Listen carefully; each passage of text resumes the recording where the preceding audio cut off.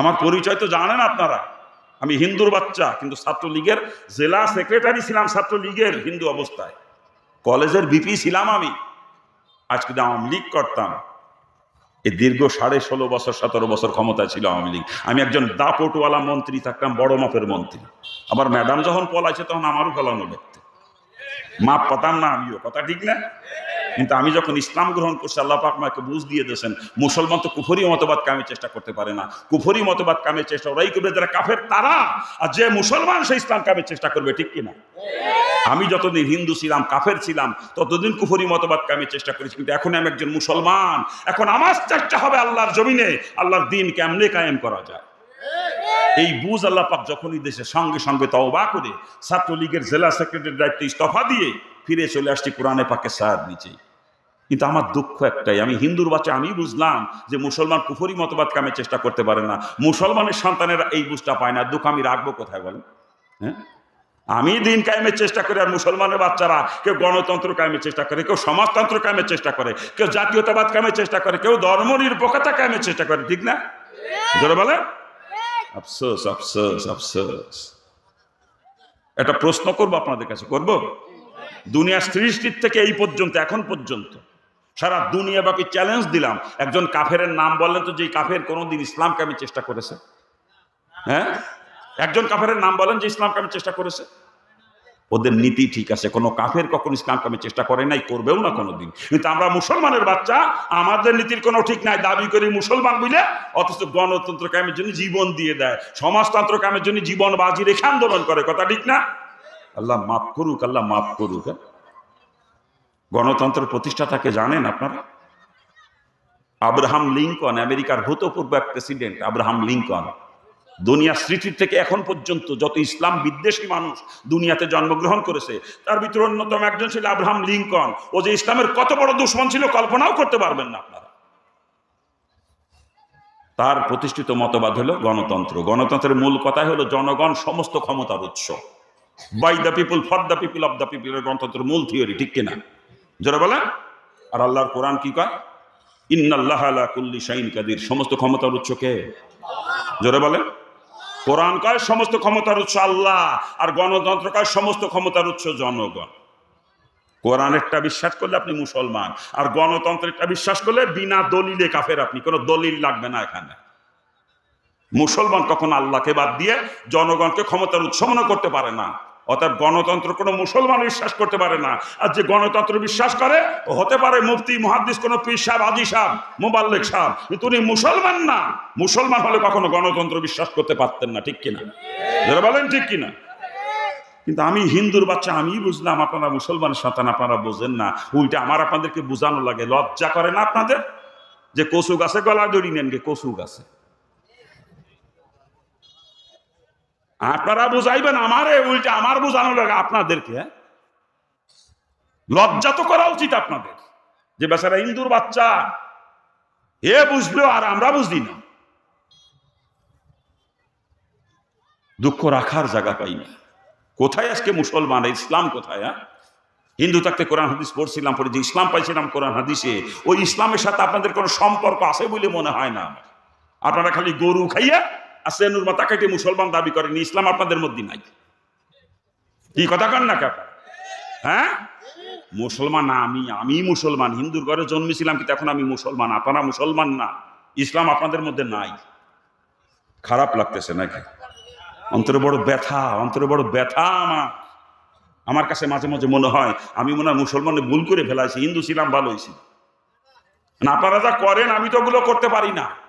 হ্যাঁ, এই যে একটা আগে মাওলানা আব্দুর রহমান সাহেব বলতেছিল বিয়ে শাদী, মুসলমানের বিয়ে শাদী কেমনে হচ্ছে। আমি হিন্দুর ঘরে জন্ম নিছি, জন্মের পর থেকে দেখছি আমার আত্মীয় স্বজনরা যেগুলো করতো, দুলাভাই নিয়ে, বন্ধু বান্ধব নিয়ে মায়ে দেখে বিয়ে করতো, পর পুরুষ নিয়ে মেয়ে দেখে। আজকে দিয়ে আপনারা মুসলমানরা তাই করতেছেন। অথচ যেই ছেলে বিয়ে করবে, ছেলের সঙ্গে বিয়ে হওয়ার আগ পর্যন্ত ছেলের বাপু মেয়েটার চেহারা দেখতে পারবে না, একেবারে হারাম কবিরা গুনাহ। ছেলের সঙ্গে বিয়ে হয়ে যাওয়ার পরে শ্বশুরের জন্য বেটার বউ দেখাতে কোনো নিষেধ নাই, বরং বেটার বউ শ্বশুরের শুধুমাত্র শারীরিক খেদমত, যেটা গাও টিপা পাও টিপা, এই শারীরিক খেদমত বাদ দিয়ে আর যত খেদমত সব বেটার বউ করতে পারবে। কিন্তু ছেলের সঙ্গে বিয়ে হওয়ার আগ পর্যন্ত মেয়েটার চেহারাও দেখতে পারবে না ছেলের বাপ, ছেলে দেখবে মেয়েকে, মেয়ে দেখবে ছেলেকে, উভয়কে পছন্দ হলে বিয়ে হয়ে যাবে, পরিষ্কার। কি কথা ঠিক না? আর সে জায়গা বন্ধু বান্ধব নিয়ে দুলাভাই নিয়ে হিন্দুকের মতো মা এদিকে বিয়ে করতেছেন, আবার কারণ ছেলে মেয়ে কথা শোনে না। বিয়ে কেলে ওই ঘরে বাইজিদ বোস্তামির জন্ম হবে না, ঘরে জন্ম নেবে খোলা রেশাদ শিকদার। সুন্নাত তরিকার খেলাফ কোন আমল আমার মাবুদের দরবারে গ্রহণযোগ্য নয়। কোন আমল সুন্নাত তরিকার খেলাফ হলে সে আমল আল্লাহ কখনো কবুল করে না। কথা ঠিক কিনা? যারা বলেন ঠিক কিনা? আপনি নামাজ পড়েছেন সুন্নাত তরিকার খেলাফ, নামাজ হবে? রোজা রেখেছে সুন্নাত তরিকার খেলাফ, রোজা হবে? তদ্রূপ আপনি বিয়ে করেছেন সুন্নাত তরিকার খেলাফ, কসম খোদার আপনার বিয়ে হয় নাই, ও বিয়ে আল্লাহ কবুল করে না। সুন্নাত তরিকার খেলাফ কোন আমলই আল্লাহ কবুল করে না। ওই যে স্বামী স্ত্রী নামে যে মিলামিশা করতেছেন সারা জীবন জিনা করতেছেন, জিনা। সন্তান যে কটা জন্ম দিয়েছেন সব কটা যাওয়া হয়েছে, সব কটা যাওয়া। আর যারও সন্তান কখনো মা বাপের কথা শোনে না, মা বাপের খেদমত করে না, কখনো না। আজকে মুসলমানের সন্তানের এই অবস্থা কেন? মুসলমানের সন্তান একটা গাঞ্জা খাইয়ে হয়েছে মাঠে খালের ধারে, আর একটা বাবা খাইয়ে শুয়ে থাকে বাগানের মধ্যে। কি কথা কান না কেন? অথচ মুসলমানের বৈধ সন্তান কখনো মাদকাসক্ত হতে পারে না। মুসলমানের বৈধ সন্তান কখনো জুয়ার আসক্ত হতে পারে না। আজকে অধিকাংশ যুবক মাদকাসক্ত, জুয়ায় আসক্ত। কথা ঠিক না? এই যে শীতকাল, কম্বল মুড়ি দিয়ে হারা রাত কম্বলের মধ্যেই মোবাইলে জুয়ো খেলে বদমাইশের গোষ্ঠী। কি কথা ঠিক না ভুল বলতেছে? যারা বলেন, কসম করে বলে যাচ্ছে ওগুলো যার সন্তান। মুসলমানের ঘরে বৈধ সন্তান কখনো জুয়ায় আসক্ত বা মাদক আসক্ত হতে পারে না। ওগুলো যার সন্তান, খোঁজ নিয়ে দেখেন ওর বাপ মার বিয়ে সুন্নাত তরিকা মোতাবেক হয় নাই।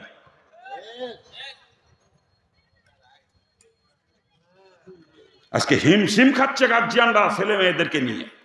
আমরা ওয়াজ করতে গেলে এসে আদরি খত কথায় কান্দে দেখা, হুজুর আজকাল ছেলে মেয়েরা কথা শোনে না, হুজুর এই ওয়াজ একটু করেন যাতে কথা শোনে। আমি কই কথা যে শোনবে, জন্ম কি বৈধ?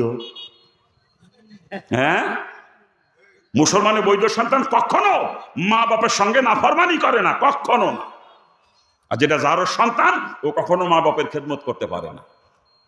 কি কথা ঠিক কিনা? যারা বলেন ঠিক কিনা? খালি কই ছেলে মেয়ে কথা শুনে। বিয়ে হয়েছে কেমনে আপনার?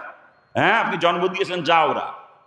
আবার আমি দেখছি ছোটকালে আমাকে হিন্দুকের মধ্যে বিয়ে হলি যৌতুক, যৌতুক 1 লাখ 2 লাখ 5 লাখ, আবার মোটর সাইকেল বিভিন্ন, কেউ চাকরি দিয়ে দেবে, কেউ ব্যবসার পুঁজি দেবে, এইভাবে যৌতুক কন্ট্যাক্ট করে ছেলে মেয়ের বিয়ে দিত, ছেলে বিয়ে দিত হিন্দুরা। এখন দিয়ে আমি মুসলমান আরো বেশি কন্ট্যাক্ট করার ধরছে। নাকি ভুল করলাম? আমি ভুল করলাম? যৌতুক নিয়ে করে বিয়ে, আবার ছেলে মেয়ে কথা নিয়ে বদমাইশ। এই তুই যৌতুক নিয়ে বিয়ে করছো, ওই ঘরে সরমনার মরহুম পীর সৈয়দ ফজলুল করিম রহমতুল্লাহ জন্ম নেবে না, ওই ঘরে জন্ম নেবে শয়তান দেওয়ানবাগি, দেওয়ানবাগি।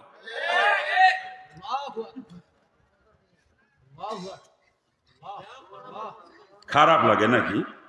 খারাপ লাগে বাজান? ছোটকালে দেখছি হিন্দুদের বিয়েতে গায়ে হলুদ হইতো, গায়ে হলুদ। আজকে মুসলমানের বিয়েতে গায়ে হলুদ দেয়, অথচ মুসলমান বিয়েতে গায়ে হলুদ দেওয়া হারাম, হারাম, হারাম। কি কথা বলেন ঠিক কিনা? ওলামায়ে কেরাম আছে, জিজ্ঞেস করেন মাসালা। মুসলমানের বিয়েতে গায়ে হলুদ দেওয়া হারাম। আজকে মুসলমান বিয়েতে গায়ে হলুদ দেয়, আপনার এলাকায় দেয় না, আমার এলাকায় দেয়। আবার কয় ছেলে মেয়ে কথা শুনি না, বদমাইশ কোথাকার। এই গায়ে হলুদ দিয়ে বিয়ে করছো, ওই ঘরে রাবেয়া বসরির জন্ম হবে না, ওই ঘরে জন্ম নেবে তাসলিমা নাসরিন। খালি কই ছেলে মেয়ে কথা শুনি। তোর বিয়ের কি কায়দা রে? তুই সুন্নাত তরিকায় বিয়ে করে না, তোর বিয়েই হয় নাই। সারা জীবন জিনা করতেছো, সারা জীবন, মৌত পর্যন্ত জিনা হবে তোর, মৌত পর্যন্ত। খারাপ লাগে নাকি? আরো আছে, মুসলমানের বিয়েতে মহিলারা বরযাত্রী যায়, আপনার এলাকায় যায় না, আমার এলাকায় যায়। এদেশেও যায়।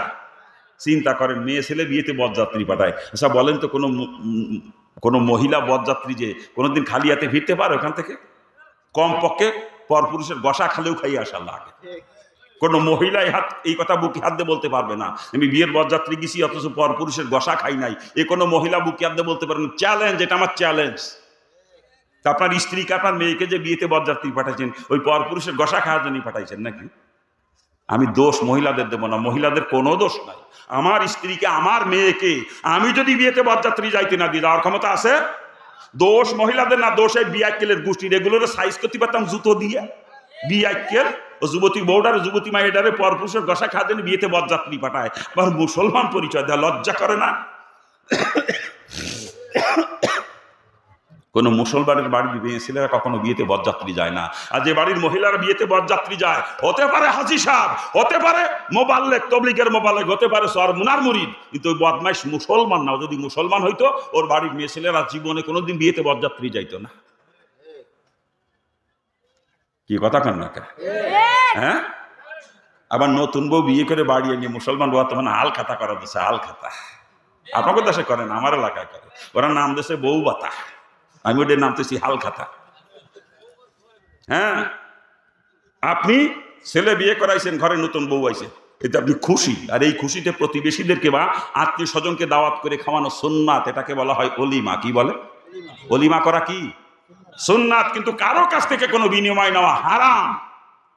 আপনি অলিমা করছেন, আপনার ঘরে নতুন বউ এসে খুশি দাওয়াত করছেন, প্রতিবেশীর আত্মীয় স্বজনরা এসে দাওয়াত খেয়ে খুশি হয়ে আপনার পোলা বাটার জন্য দোয়া করে যাবে, কিন্তু কারো কাছ থেকে কোনো বিনিময় নেওয়া যাবে না। যদি কেউ কিছু নিয়ে আসে তাকে বলতে হবে বুঝাইয়া, ভাইজান আমি তো অলিমা করছি, আমি ব্যবসা করতে বসি না, হাল খাতা করি নাই, আপনি না যাই নিয়ে আনছেন, নিয়ে যান, ফেরত নিয়ে যান, আমি রাখতে পারবো না, রাখলে আমার পোলার বিয়ে নষ্ট হয়ে যাবে।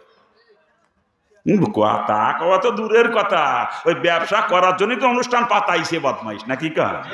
হ্যাঁ, ওই ব্যবসা করার জন্যই তো অনুষ্ঠান পাতাইছে। নিজের কাছে টাকা নাই, ও বেড়াকে তেলন তোলে, গ্রামীণ ব্যাংকে তেলন তোলে, এমনকি হিন্দুর কাছ থেকে সুদে টাকা নিয়ে অনুষ্ঠান করে আমি নিজে দেখছি। যে আপনাদের দেশে করেন, এ দেশেও করে? হ্যাঁ, আল্লাহ মাফ করুক। আবার ছেলে মেয়ে কথা শোনে না, এইভাবে হাল খাতা করে বিয়ে হয়েছে। এই ওই ঘরে মৌলানা আব্দুর রহমান জন্ম নেবে না, রুহানীনগরের আব্দুর রহমান জন্ম নেবে না, ওই ঘরে জন্ম নেবে আর রশি। রশি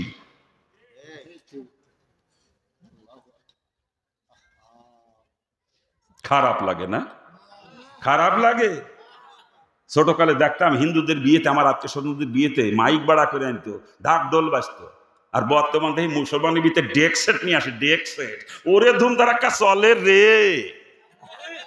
এ কি হইলো? একটু জিকির করেন, লা ইলাহা ইল্লাল্লাহ, লা ইলাহা ইল্লাল্লাহ। বিদ্যুৎ গেল না? হ্যাঁ,